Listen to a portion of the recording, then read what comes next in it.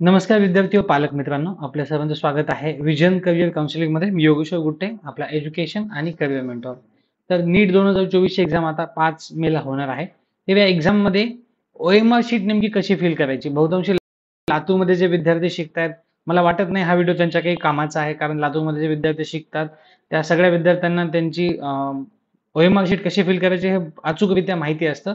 पण जे काही विद्यार्थी नवीन आहेत, ज्यांनी आतापर्यंत मॉक टेस्ट दिला नाहीये किंवा ज्यांनी वेगवेगळ्या सॅम्पल OMR शीटवर जे आतापर्यंत एक्झाम होते, पण नीटची जी फायनल आपली जी एक्झामची OMR शीट असते, ती नेमकी कशी असते आणि त्यावर कशा प्रकारची माहिती भरायची, यासाठी मी हा माहितीचा व्हिडिओ बनवतो आहे. तर आपल्याकडे यावर्षी मागच्या वर्षीची OMR शीट आपल्याकडे उपलब्ध आहे.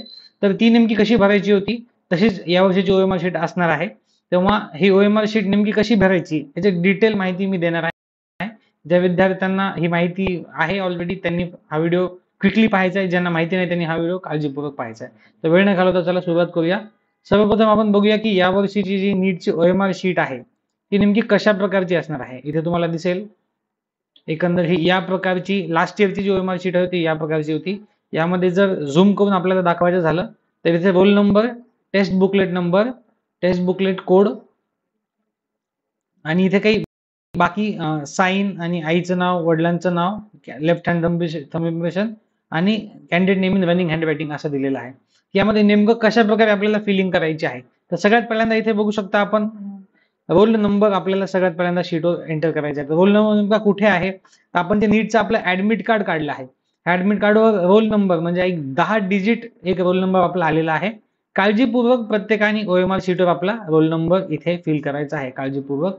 ज्याची सुरुवात ऑलमोस्ट जर 3 होत असेल तर पहिल्या रकान्यामध्ये तुम्हाला इथे 3 ला गोल करायचे. आधी इथे तुम्ही रोल नंबर लिहून घ्यायचा आहे आणि रोल नंबरच्या डिजिट नुसार तुम्हाला खालचे सर्कल गोल करायचे आहेत.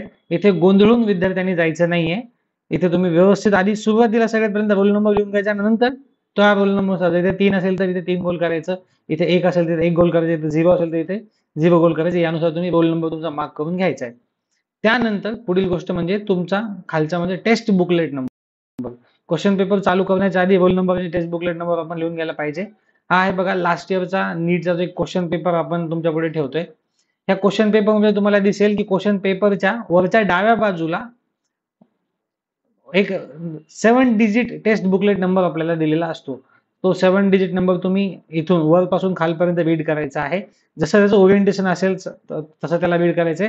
पण तो 7 डिजिट नंबर असतो तो तुम्हाला व्यवस्थित सगळ्यात पहिल्यांदा तुम्ही तुमच्या OMR शीटवर आधी इथे या बॉक्सेसमध्ये तो roll number test booklet number properly लिहून काढायचा आणि सेम जो काही तिथे नंबर असेल त्यानुसार तुम्ही इथे सर्कल्स करायचे आहेत. ओके, ही एकदम महत्वाची माहिती आहे. इथे विद्यार्थ्यांनी चुकायचं नाहीये.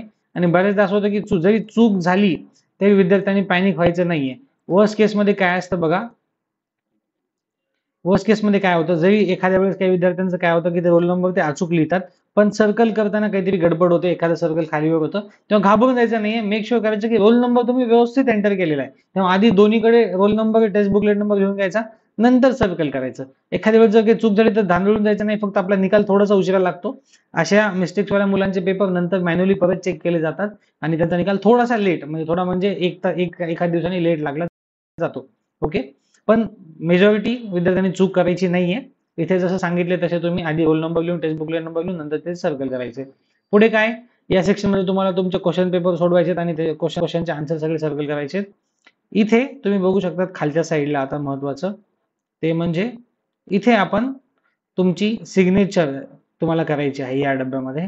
त्यानंतर इथे तुम्हाला तुमचं आईचं नाव इथे लिहायचं आहे. त्यानंतर इथे तुम्हाला तुमच्या वडिलांचं नाव लिहायचं.